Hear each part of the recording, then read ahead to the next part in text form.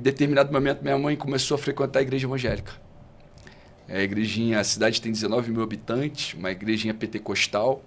Um dia, minha mãe pediu para alguém a levasse, né, no culto, e eu fui levar minha mãe à noite.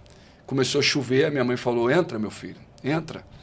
E eu não queria entrar, mas acabei entrando. E nessa época que você foi levar sua mãe na igreja, você Tinha estava 19 perdido anos. nas bebidas, mulherengo, prostituição, no geral. Mulheres e bebida.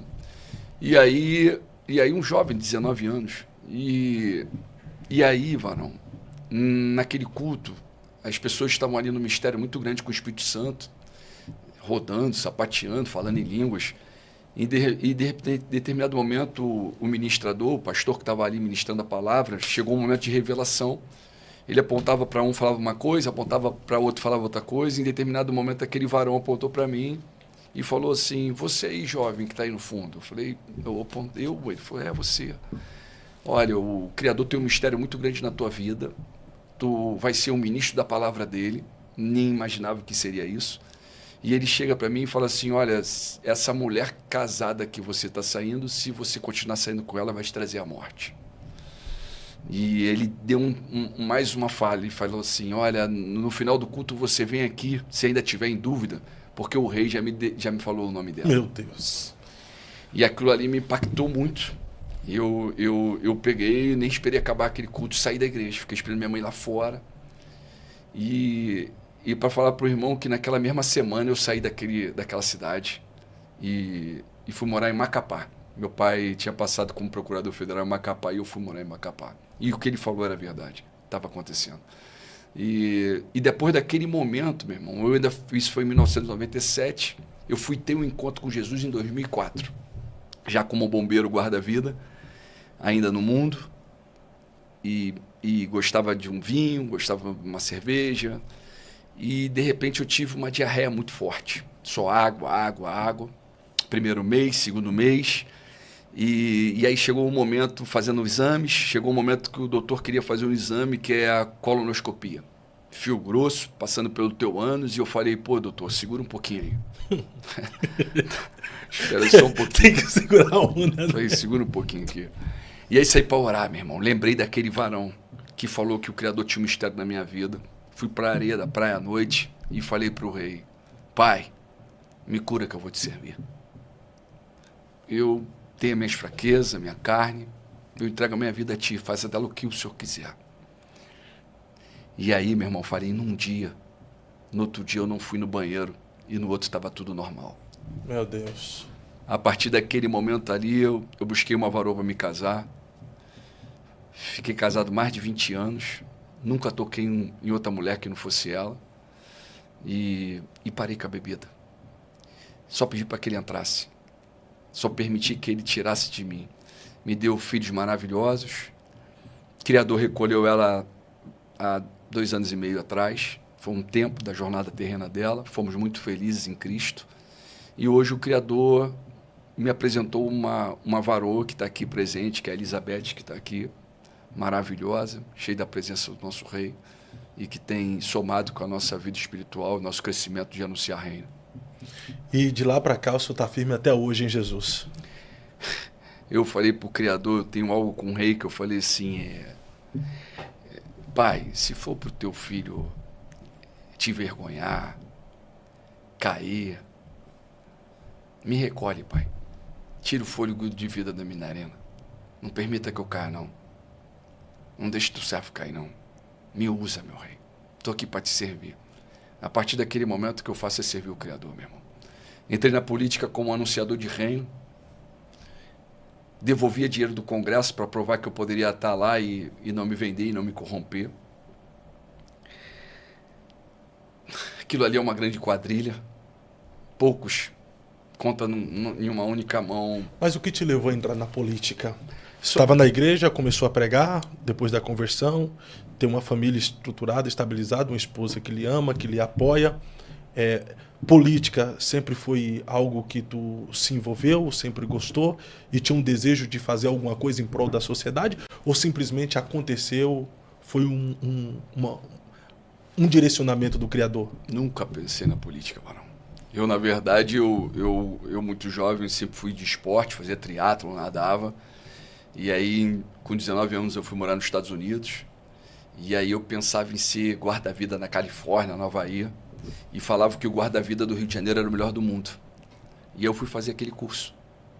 Fui fazer aquele curso para aprender, para ter a experiência e poder ir para fora. E eu sou filho de oficial. E eu não sabia como eram tratados os praças. Quando eu entro na corporação e vejo tanta desigualdade, tanta falta de humanidade, de dignidade para aquela categoria, para a nossa categoria, para a minha categoria, eu comecei a lutar por essa categoria. E em determinado momento, Varão, ali na Barra, eu trabalhei na Barra da Tijuca durante alguns anos. E ali na Barra e em toda a orla, o Bombeiro Guarda-Vida tem um projeto que é o Projeto Botim. E ali, em determinado momento, num curso, isso em 2005, 2006, um pai chegou até mim e falou assim: jovem, pô, você tem uma liderança muito grande no meio do teu grupo, com as crianças, você nunca pensou na política? Ele falou para mim. E esse varão, ele era do PRTB. E ele quis me apresentar. Um dia ele ficou insistindo comigo durante todo aquele mês, e um dia ele falou assim: pô, vai até lá para você conhecer. E eu fui. Foi quando eu vim candidato pela primeira vez, em 2006, a deputado estadual pelo PRTB. Fui a pessoa mais votada do partido. Me tornei suplente da deputada Beatriz Santos. E ali começou. Então, na primeira vez que tu foi como candidato, já recebeu um bom número de votação? Já tinha Jesus. Jesus já propagou o milagre, já multiplicou o voto. Porque eu sempre fiz a política no ser no reino. Eu não faço política por voto, Varão. A sua visão não é ser político, é anunciar o reino na política. Isso, mas não é misturar religião, política e religião. Está muito além de religião. Você pegar Jesus nasce no berço onde o judaísmo é predominante. Então o povo judeu acreditando num só rei, num criador, em Yahweh. E ele confrontou a igreja da época. Ele nunca tomou água e bateu um papo com Anás e Caifás. Mas ele estava no meio dos pecadores. Ele estava no meio da massa, do povo. Ele confrontou a igreja, e esse varão, com a presença do nosso Pai, em comunhão, em conjunto, ele derruba o maior império da época, que é o Império Romano, e confronta a igreja construída por mãos de homens. E ele ensina para todos nós que ele é o Criador do céu e da terra e que ele não habita em templos feitos por mãos de homens. O nosso corpo é templo. Ele nunca sentou com Anás e Caifás. Então, esse Jesus que eu prego. Então eu estou falando aqui de um amigo, de um irmão, de alguém que está assim agora aqui para os ouvintes. Ele fala assim: ó, eis que eu estou à tua porta e bato. Se você abrir, eu vou entrar e vou fazer morada. Então eu estou falando com os ateus, estou falando com o espírita, estou falando com o bandista, estou falando com o católico, estou falando com todo esse cenário. Eu digo aqui agora, eu quero até confirmar o que está no meu coração, afirmar o que eu vou dizer aqui agora. Eu digo que mais de 90%, mais de 99% da igreja do mundo não é seguidora de Jesus Cristo. O senhor disse que as denominações e os membros que fazem parte dessas denominações não seguem a Jesus Cristo. Não estou falando dos membros, estou falando dos líderes, daqueles que são os fariseus hipócritas. Estou falando daqueles que estão comercializando a palavra. Estou falando daqueles que colocam simplesmente, eles estão olhando o cisco nos olhos dos irmãos, mas não vê a trave que está nos seus próprios olhos. Hoje, um dos grandes motivos de termos muitas pessoas fora da presença e da glória do rei é o dedo acusador de alguém. Entendeu? Então, você vai hoje na rua, você vai ver que 90% do morador de rua, hoje eu falo com convicção isso e eu falo com experiência própria, são desviados. Sim. Você vai para uma favela, 90% do tráfico são filhos de crentes e desviados. Entendeu, meu irmão? Então, eu sou anunciador de reino, varão. Eu propago o amor e falo do Criador, e eu quero que essa mensagem chegue para todos. Eu não estou falando de política e religião. Eu estou falando de política com o Criador. Tá, mas falando-se desses desviados que o senhor citou aí, da comunidade, dos que estão no crime, dos moradores em condição de rua, tem até muitos presos também que são desviados. Sim. Essa galera toda aí, o senhor atribui eles se desviarem por causa da liderança ou escolha própria? Meu irmãozão, tem todo um cenário, o início, você vir para Jesus, ele é um processo. Né? Na verdade, ele quer que você venha da forma que você está. Quem vai fazer a transformação é o próprio Espírito Santo. quando ele entra, meu irmão, o mistério é grandioso. O maior tesouro deixado na terra para a humanidade é o Espírito Santo. O derramamento do Espírito Santo e a presença do Espírito Santo, ele fala contigo, ele te conduz, ele te liberta, ele pega agora as tuas aflições de você, o ouvinte, ele fala, vem a mim que estão cansados e sobrecarregados, e eu vos aliviarei. Então, Cabo Daciolo não está falando de religião aqui, está falando de um rei vivo que habita dentro de você se você abrir o teu coração, ele se faz presente dentro do teu coração. Então, eu acredito que a transformação e todas essas pessoas que desviaram, na verdade, eles nunca desviaram, eles simplesmente estão chateados, entristecidos, porque as pessoas acabam virando as costas. É tipo assim, você vai para o inferno e eu vou para o céu. Meu irmão, não. É um Criador misericordioso, apto para pegar os teus pecados e falar, vem cá, vem comigo aqui, deixa eu te abraçar, vem aqui, caminha comigo, abre teu coração que eu vou entrar e vou te conduzir, pratica o bem, faça o bem, vai para uma montanha, busca o rei, dobra teu joelho no teu quarto, faz do teu quarto a tua montanha, saiba que o teu corpo é templo. Agora, quando eu e você aqui, o Criador vai falar que onde houver 2 ou mais pessoas falando no meu nome, ele está presente. Então agora é a igreja. Sim. Aqui é a igreja de Cristo, nós estamos aqui cheio de anjos, aqui com o rei aqui. Se todos tiverem esse conhecimento e não comercializar a palavra, que é o que eu falei, que mais de 90% é isso que fazem. Se a igreja de hoje fosse de Jesus Cristo, não ia ter morador de rua, varão. Não ia ter pessoas passando fome. As pessoas pegavam tudo o que tinha na época de Jesus, vendiam, compartilhavam, depois subiu, o Criador sobe aos céus, o rei Yahshua sobe aos céus. O que acontece é que os discípulos saem a anunciar, as pessoas vendiam tudo que tinham, colocavam aos pés dos discípulos e esses distribuíam tudo de acordo com a necessidade de cada um. Não tinha ninguém necessitado no meio do povo. O Criador fala, não acumule tesouro na terra, onde a traça, o verruge, o ladrão arrombam e levam e furtam, mas acumule o teu tesouro nos céus. Não tem como tu adorar o Criador e o dinheiro ao mesmo tempo. Homens que dizem ser pastores, bispos, apóstolos, hoje todo mundo quer ser isso, mas se fala assim, olha, Marão, tu vai ser apóstolo, tu vai ser pastor, mas tu vai ter que ser da linhagem dos apóstolos. Tudo o que aconteceu com eles procede aqui. Quais eram os bens que esses homens tinham? Qual era a fortuna que eles tinham? A fortuna deles era a certeza da vida eterna. Era a presença do Espírito Santo de Deus na vida deles. Hoje nós temos lideranças evangélicas, católicos, políticos, católicos, e, em modo geral, líderes espirituais que usam da palavra de Deus, a Bíblia, o livro de capa preta, que na verdade é a história da humanidade, a história de um povo, é a nossa história, a história da humanidade, que ali se faz presente, que não diz respeito à igreja, não é da igreja católica, não é da igreja evangélica, não é da igreja espírita, é do povo. É a história de um povo que se volta para o Criador e haja luz. Passa a ter luz na tua casa, no teu lar, passa a ter paz, passa a ter salvação. Tuas aflições, as pessoas estão em busca disso tudo. O objetivo de muitos hoje, o mundo colocou, que é você ter um bom trabalho, comprar um bom carro, ter uma casa, aí depois você vai progredir, você compra uma lancha, aí você quer algo mais. Mas a felicidade não se completa. Está sempre faltando algo. Está faltando o quê? Cabo Daciolo. Está faltando Yahweh. Está faltando Yahshua, está faltando amor. Muitos só querem um abraço, meu irmão. Tudo vai passar, tudo vai ficar. Tudo vai ficar.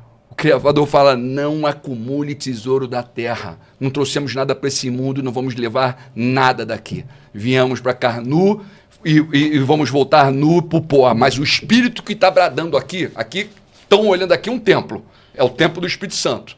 Mas o que está bradando aqui é o Espírito. E esse vivifica. Esse é vida eterna em Cristo. Perfeito.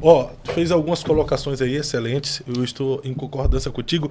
Mas vamos conversar sobre algumas pontuações que você fez. Primeiro, se as lideranças evangélicas se importassem com os necessitados, nós não tínhamos pessoas passando fome, não tínhamos pessoas passando por dificuldades.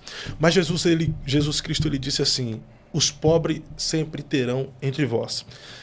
Essa questão da pobreza, de pessoa passando fome, é culpa da liderança ou da governabilidade? Porque existem coisas que são responsabilidade do Estado e não da igreja. Será que a gente não está sendo exagerado em responsabilizar a igreja e liderança evangélica por algo que é responsabilidade do Estado?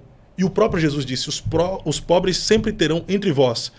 Aí se a gente tirar a fome de todo mundo, tirar a pobreza de todo mundo, nós não vamos estar contrariando as próprias palavras de Jesus, que é uma concordância daquilo que estava em Deuteronômio? Vamos agora. Olha qual o grande cenário, meu irmão. Tu entrou agora para o cenário político. Eu estava falando apenas do cenário espiritual. O cenário político, a bancada evangélica é a pior que tem no Congresso Nacional. Bancada evangélica no Congresso Nacional, eu fiquei lá de 14 a 18. É a pior que tem no Congresso Nacional. Pega as pautas que a igreja defende, eles defendem com unhas e dentes. Todas as demais, meu irmão, é tudo contra o povo. O que se vota no Congresso Nacional são medidas provisórias. Então é o executivo executando, o executivo legislando ordens de fora, do imperialismo norte-americano e do chinês. Dentro desse cenário, eu tenho as autoridades que representam agora tanto Lula quanto Bolsonaro. Eu vou dar esses dois exemplos, porque... Por que, da senhora? Porque é a polarização. Hoje o Bolsonaro sendo representado pelo Flávio. Mas é a polarização que o sistema, que eu falo que ainda o domínio ainda é dos Estados Unidos no Brasil, coloca para dividir povo. A palavra do Criador vai nos falar que o reino dividido deixará de existir. E é isso que é pregado aqui. Então, essas autoridades que deveriam sim, assim como as responsabilidades são tão conjuntas, mas eu ainda falo que o peso ainda é maior para aqueles que conhecem a palavra. Porque a pessoa que não conhece a palavra, ela pode até estar faltando com amor com o próximo. O conhecedor de Cristo, que usa da palavra para se enriquecer, esse é o pior. Sim. Esse é o pior. Então, esse aí tem que ser qualificado primeiro. Por isso, nós começamos por eles. Agora, o que tem a palavra e está na política, esse é pior ainda, que conta no dedo da mão a bancada evangélica aqueles que servem verdadeiramente a Cristo. Tá? Então, esse é o pior ainda, é o real. Agora, quando o irmão fala que sempre teve o pobre, você observa que a passagem de Jesus na presença do pobre sempre teve a multiplicação dos pães. Sempre teve um peixinho para todo mundo dividir e comer. Exterra a dificuldade, passar por prova aqui, aprovações que o povo passa aqui, o Criador vai falar para todos nós, tende por motivo de grande alegria passar por diversas provações. E persevere nas provações, porque quando você persevera nas provações, vai te trazer um caráter perfeito, vai te trazer uma pessoa melhor, vai te qualificar para a tua próxima jornada. Existe vida eterna. Chegou de 70, foi para 80, o nosso rei não é Deus de mortos, é Deus de vivos. O nosso Deus é o Deus de Abraão, de Isaac e de Jacó. O nosso Deus é o mesmo rei, o nosso Criador, Iau, é o mesmo Iau, que em determinado momento Jesus estava no alto do monte e de repente me chega lá para bater papo com ele, Moisés e Elias, que estavam vivos, batendo papo com eles. Então ele é Deus de mortos ou Deus de vivos? Então eu estou falando de fazer uma colheita na nossa jornada terrena, proporcionar o bem aqui agora, pegar aqueles que estão em dificuldade e compartilhar com eles o que eu quero para mim. O que eu quero para mim eu tenho que proporcionar para o próximo. Aí eu começo uma grande transformação e mudança. Perfeito. Vamos discutir sobre isso aqui. Será que era interesse de Jesus realmente acabar com a fome?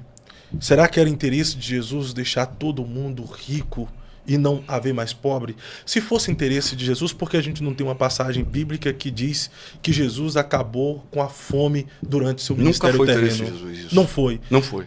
Então, mas isso seria então hoje uma obrigação da igreja acabar com a fome? Esse é um caminho para ganhar almas. Eu não posso ver um irmão necessitado, eu tendo condições, eu tendo um momento de pandemia, onde as igrejas ficaram fechadas e um montão de moradores de rua e não teve igrejas que... Se tiver uma ou outra num cenário de milhões espalhado no Brasil, que abriu as portas para abrigar essas pessoas que estavam com fome, necessitadas e com pandemia no mundo.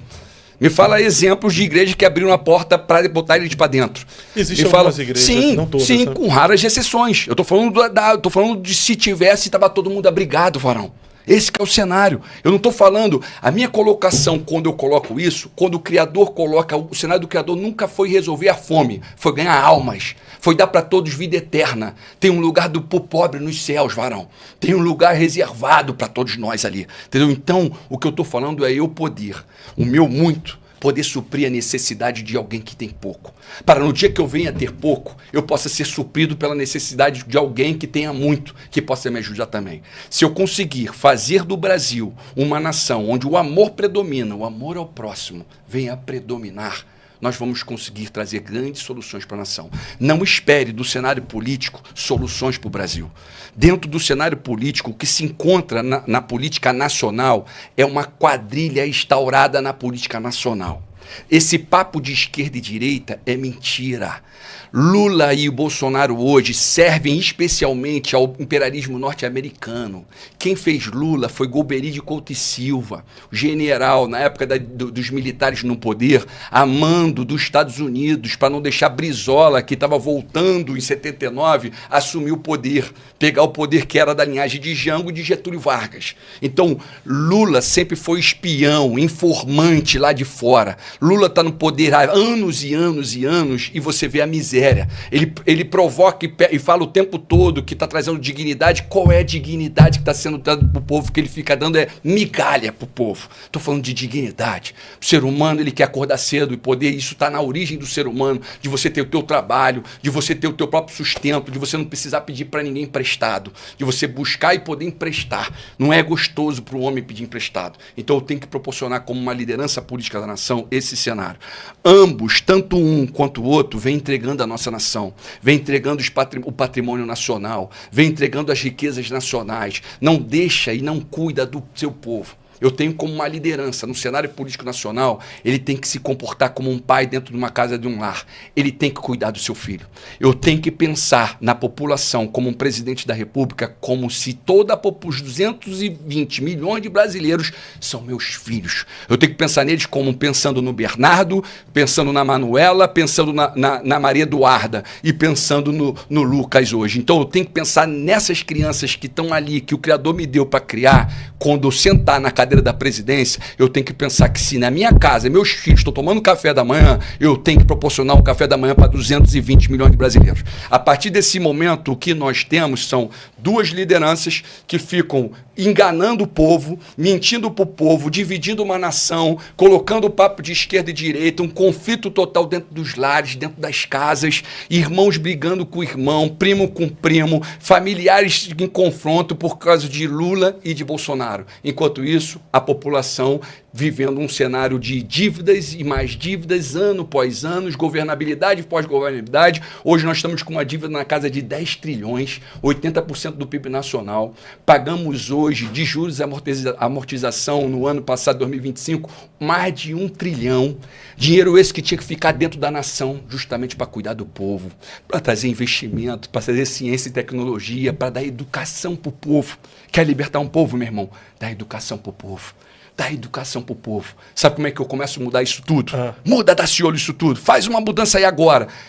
Eu pego a geração toda da linhagem do sangue do presidente, do senador, do deputado, 4ª geração, 10ª geração, todinha tem que estudar em colégio público. Tem que frequentar o hospital público. SUS. Aí automático, eu falo para tu que em um mês tem hospital de qualidade para todo mundo. Boa. Tem educação de qualidade para todo mundo. Falo, varão, o que eu vivo. Eu não tenho plano de saúde, varão. Minha filha não tem plano de saúde. Eu preciso sentir na pele do povo o que está acontecendo. Nunca me vendi para o sistema. Nunca aceitei nada deles. Nunca peguei um cargo, uma cadeira. Tenho milhões de votos. Meu irmão, o que eu tenho, o homem mais rico do mundo não pode comprar, que é a presença e a glória do Espírito Santo.